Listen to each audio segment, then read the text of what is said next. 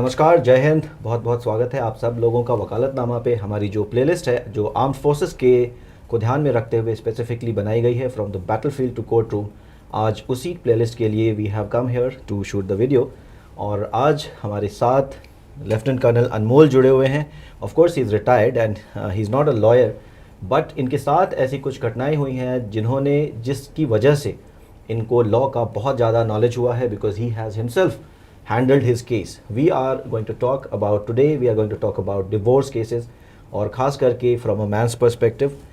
हमारे अगले वीडियो में we will also cover कि जब किसी महिला के साथ कोई बुरा बर्ताव होता है या ऐसा कोई केस होता है तो उसमें महिला को क्या करना चाहिए। Today, since Anmol is here, we will benefit from his experience. Welcome, Anmol. Thank you, sir. So you would firstly like to tell a couple of things about yourself to the viewers. आपका law में interest कैसे आया या फिर case से ही आ गया, and presently मुझे ये भी पता चला है कि आप कुछ सोशल सर्विस में भी इंटरेस्ट रखते हैं, so you can address them. Thank you, sir. Thanks a lot for having me here on your platform. And good afternoon to all the viewers. I'm really glad that you give me a chance to share my lifetime experience, which I, as a normal civil human being, I interacted with judiciary and came out successfully from all the cases. My interest in law has generated only from the day when I was charged with so many false accusations. Okay. And I approached a lawyer to help me out. Yeah. But the way I was treated there, the way I was conveyed so many other messages, I decided to fight my cases on my own. तो ये एक बहुत ही important message आपको मिलने वाला है इस video में। अंत तक ज़रूर बने रहिएगा, बिकॉज बहुत सारे इम्पॉर्टेंट इश्यूज़ जिसको हमें इग्नोर नहीं करना चाहिए, जो हमारे जवान, हमारे ऑफिसर्स, उन गलतियों की वजह से बाद में उनको पछताना पड़ता है, वो सब कुछ हम पूरी वीडियो में कवर करेंगे।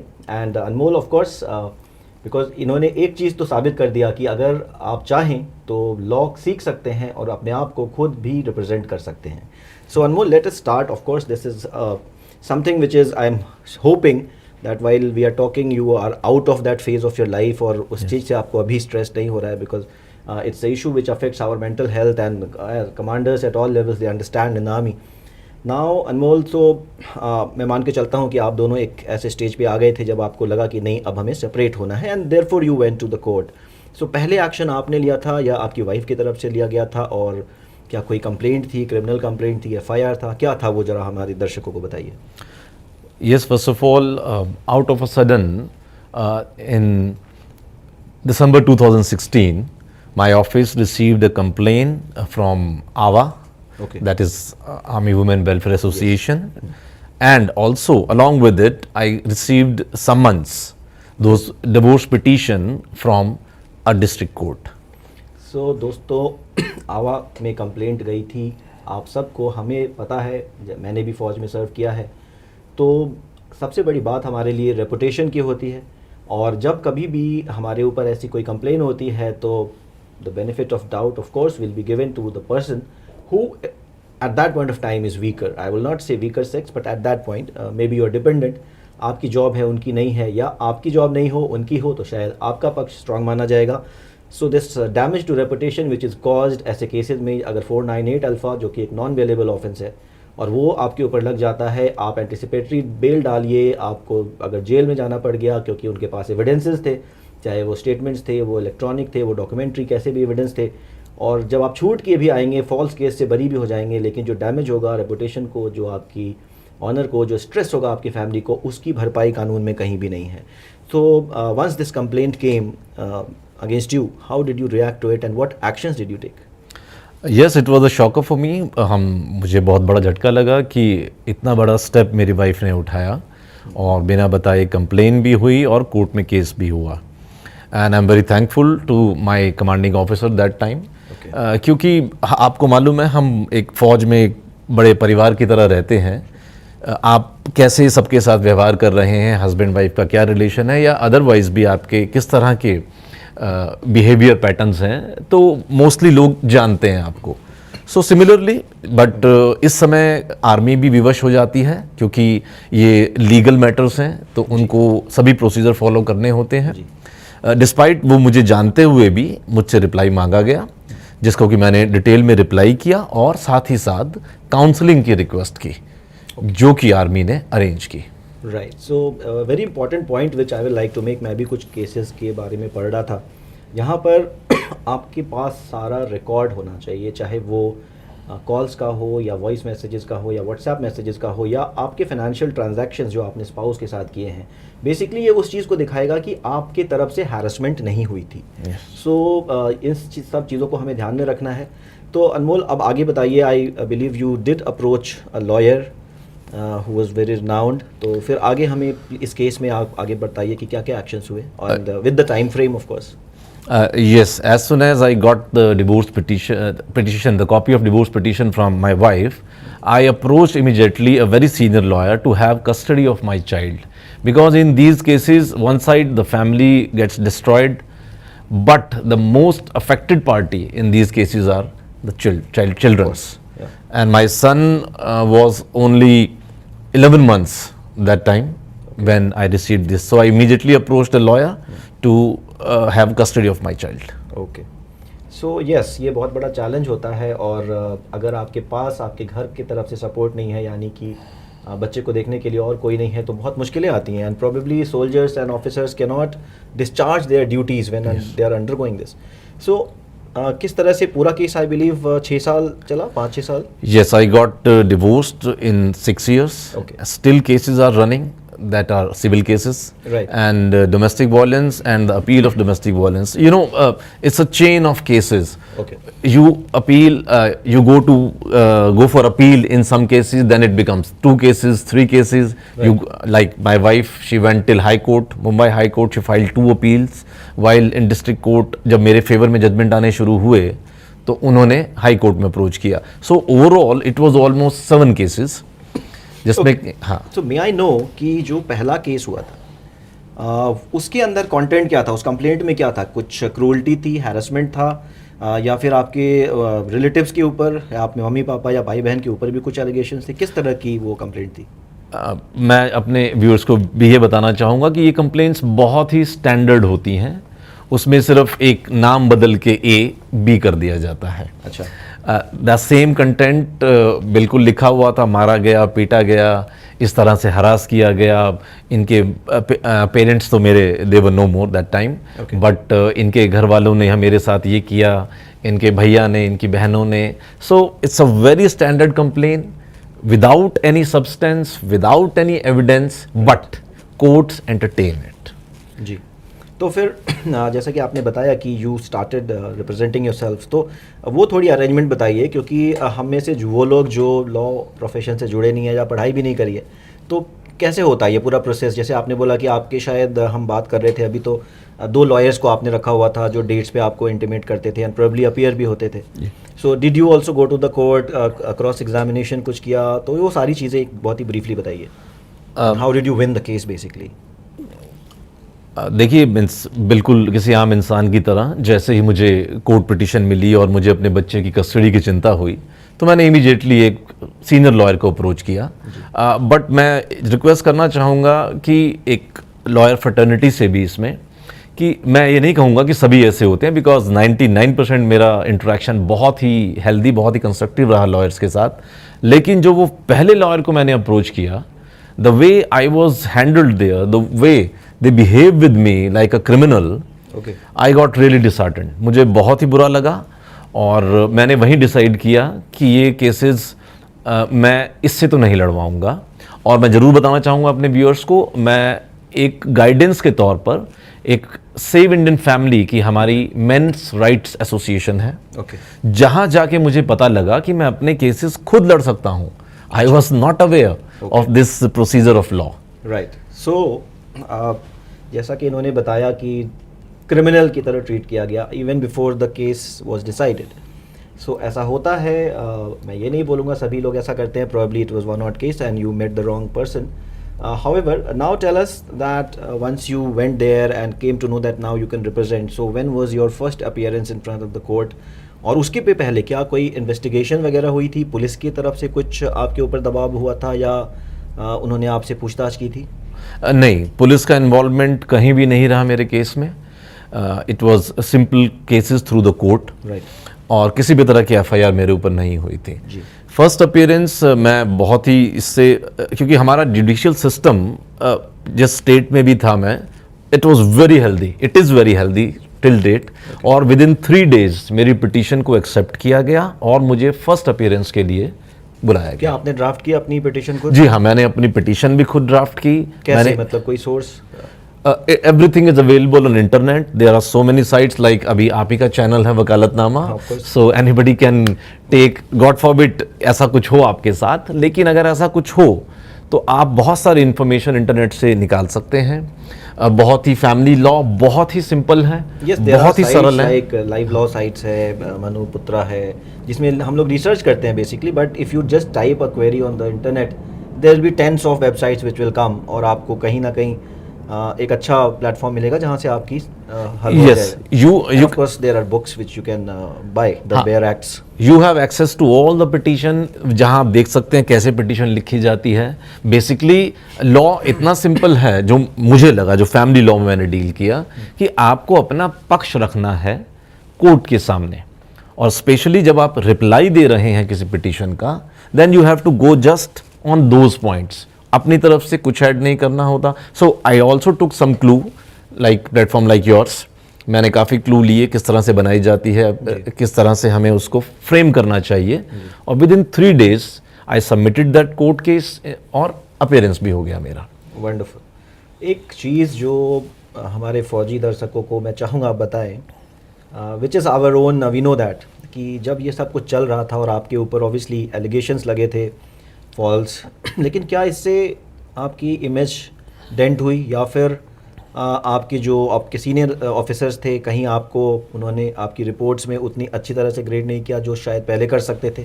क्या ऐसे केसेस में अगर हम पे एलिगेशन, अभी तो आपको चलो डिवोर्स था, वो एक किसी के ऊपर रेप का एलिगेशन लग जाए, किसी के ऊपर और भी कोई संगीन अपराध, कोई पॉक्सो केस लग जाए, तो उस बंदे का तो कैरियर, उसको लोग ही सोचते हैं कि वो कल्प्रिट है। और ऐसा होता है, अगर मेरा केस 5-6 सालों तक चल रहा है तो मैं डीबी वैन के अंदर आ जाता हूँ, मैं कुछ सीनियर कोर्सेज भी मिस कर देता हूँ, ऐसा कुछ होता है फौजियों के साथ। तो आपके केस में हुआ कि आपके IOs were not looking at you from that angle any more? देखिए, हम सब जानते हैं ACR में ज़रूर लिखा जाता है ये कि पारिवारिक माहौल कैसा है इस ऑफिसर का, उसके घर पर। तो यस, वो लाइन गलत नहीं कुछ लिखा जा रहा था, बट वो लिखी नहीं जा रही थी। यस, आप जरूर शक के घेरे में आते हैं, बिकॉज ऐसा नहीं है मैं बोलूँगा कि सभी केसेस झूठे होते हैं, सभी गलत होते हैं, कई केसेस में सच्चाई भी होती है। सो वो डाउट तो आपके ऊपर आता ही आता है। So yes, and he did well for himself. So क्या ये रीज़न था आपका फौज से रिटायरमेंट लेने का, या फिर आपने कुछ और करने की सोची थी? नहीं, मेरे और इसके अलावा भी व्यक्तिगत कारण थे, जिसके कारण मैंने अभी वॉलंटरी रिटायरमेंट लिया आर्मी में आफ्टर सर्विंग 21 ईयर्स। इसके अलावा और भी कारण थे।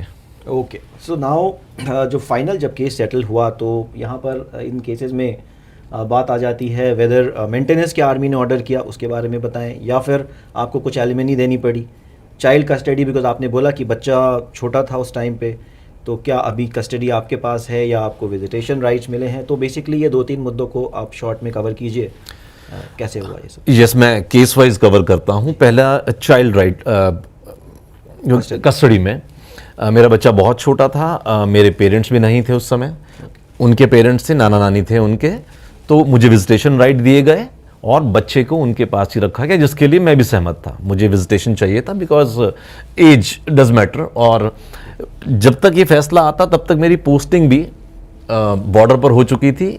और इसीलिए मेरे फील्ड पोस्टिंग के कारण टाइम्स ऑफ इंडिया ने भी ये केस कवर किया, क्योंकि जस्ट बिकॉज मैं बच्चे को अपने साथ बॉर्डर पे नहीं रख सकता और मेरे घर पे भी कोई नहीं है, तो इस कारण को बैकग्राउंड बनाते हुए बहुत ही अच्छा जजमेंट दिया कोर्ट ने और कस्टडी उनको दी गई। डिवोर्स केस मेरा 6 साल चला, जिसको वो क्रुएलिटी के ग्राउंड्स पर लेकर आए थे और मैं उसी को चैलेंज करता रहा। दो उनको किसी भी तरह की मेंटेनेंस नहीं दी गई, शी वॉज वर्किंग, लेकिन 6 साल बाद डिवोर्स क्रुएलिटी के ग्राउंड पर ही दिया गया, without any alimony. It was kept free. उनके Was there anything demanded? Yes, बीच में काफ़ी बातें होती हैं क्योंकि 2-4 साल 5 साल बाद आप भी थक जाते हैं, वो भी थक जाते हैं, तो नेगोशिएशंस होते हैं बीच में कि अगर आप इतना अमाउंट एक्स अमाउंट दे दें तो हम फिनिश करते हैं इस केस को. It was done to you. Yeah, it was done. It was done. I agreed also, but they were not allowing me to meet my child, so I declined all those offers. Okay, great. So finally अभी life आपकी settled है. Before we end this video मैं चाहूँगा कि जो लोग हमें देख रहे हैं, इधर दे आर कमांडिंग ऑफिसर्स और यंग ऑफिसर्स और इवन जवान, अगर JCOs जवान हमें देख रहे हैं, तो कुछ डूज एंड डोंट्स होते हैं हर एक चीज़ के. जैसे हम आर्मी में बोलते हैं कि जो गोल्डन आवर होता है, कोई भी घटना होने के बाद फर्स्ट एड जब दिया जाता है. सिमिलरली अगर आप हिट एंड रन केस में फंस गए, पुलिस के साथ ऑल्टरकेशन में फंस गए, तो पहले कोई के 2-3 जो स्टेप हैं अगर आपने गलत लिए, आपके ऊपर और भी धाराएं लग जाती हैं. तो सिमिलरली ऐसे केसेस में you please tell us few dos and don'ts, क्या करना चाहिए ज़रूर, और उससे पहले बताइए क्या नहीं करना चाहिए, वो ज़्यादा इंपॉर्टेंट है. सबसे पहले मैंने उसके बाद काफ़ी ऑफिसर्स से, जवान से इंटरेक्शन हुआ क्योंकि उनको मालूम था मेरे केसेस चल रहे हैं and I am representing my self in all the courts. सबसे पहले लॉ पढ़ना चाहिए, फैमिली लॉ स्पेशली, बिकॉज मेरा एक्सपोजर फैमिली लॉ का है. बहुत ही सिंपल, बहुत ही सरल 3 से 4 पेज के इसके एक्ट्स हैं, चाहे वो family law, Hindu maintenance, Hindu marriage act है, चाहे वो चाइल्ड कस्टडी का गार्ड्स एंड वार्डन एक्ट है, एंड चाहे डोमेस्टिक वायलेंस है. तो ये बहुत छोटे छोटे एक्ट बनाए गए हैं जो बहुत ही पढ़ने में और समझने में सरल है. तो आपको ये ज़रूर पढ़ने चाहिए कि आपके राइट्स क्या हैं और आपको किन किन चार्जेस में पनिशमेंट मिल सकती है या कैसे बचा जा सकता है. ठीक है. This is the first advice I would like to give everyone, क्योंकि वो पिटीशन आते ही हम सब लोग ऐसे घबरा जाते हैं कि बस हम क्रिमिनल हो गए हैं. पिटीशन तो बहुत बड़ी चीज़ है, लीगल नोटिस आ जाता है तो लोग घबरा जाते हैं, जबकि उसमें ऐसा कुछ होता नहीं है कि आपको डरने की ज़रूरत है. And the most important thing which I felt, please accept this fact, क्योंकि आपने जैसे बताया कि अभी ये सब रेपुटेशन के ऊपर ही गेम खेला जाता है हमारा, क्योंकि आर्मी में हम जीते और मरते सिर्फ अपने नाम के लिए हैं, अपने देश के, अपने रेजिमेंट के नाम पर हैं. लेकिन अगर ऐसा कुछ हो गया है तो उसको जल्दी से जल्दी एक्सेप्ट कीजिए कि यस ये हो गया है. मैंने जो देखा है कि लोग इसको सालों साल एक्सेप्ट नहीं करते और उनका पूरा फोकस इन चीज़ों से हट जाता है, and that's why they lose everything. So Anmol, मैंने सोचा है कि मैं, जैसे मेरा जो लीगल फील्ड में एक्सपीरियंस है जब से मैंने आर्मी छोड़ी, तो as a managing and founding partner मैं एक फ़र्म यहाँ चला रहा हूँ. And there is a book in my mind and it is on all the cases which my firm has handled for the last 1 year. उसको हम case study बना के चैप्टर वाइज देंगे. तो क्या मैं आपसे रिक्वेस्ट कर सकता हूँ, you right a chapter in my book on this? I would be honored, sir, definitely. Yes, and definitely ये तो आपने बताया कि लॉ पढ़ना चाहिए, एक चीज़ वो हो गई. और क्या चीज़ें हैं जो नहीं, गलतियाँ नहीं करनी चाहिए इस केसेस में, जो आपके अगेंस्ट कोर्ट में वो चीज़ हाँ आपके अगेंस्ट चली जाए? यस, किसी भी तरह से अपना फ्रस्ट्रेशन, अपना गुस्सा कॉल के माध्यम से, फ़ोन के माध्यम से, या इंटरनेट पर चैट के या ईमेल के माध्यम से बिल्कुल भी जाहिर मत कीजिए. ये बहुत ही टेक्निकली आपके अगेंस्ट जा सकता है. It is a very clear evidence of cruelty, not physical but mental. तो ध्यान रखिए कि अगर ऐसे केसेस इनिशिएट हो गए हैं, you have to be very careful while you are interacting with the person who has actually filed cases on you. Okay. It could be anyone. So ध्यान रखिए कि किसी भी तरह का गाली गलौज, गुस्सा या ईमेल में मरने की, मारने की धमकी बिल्कुल नहीं दीजिए.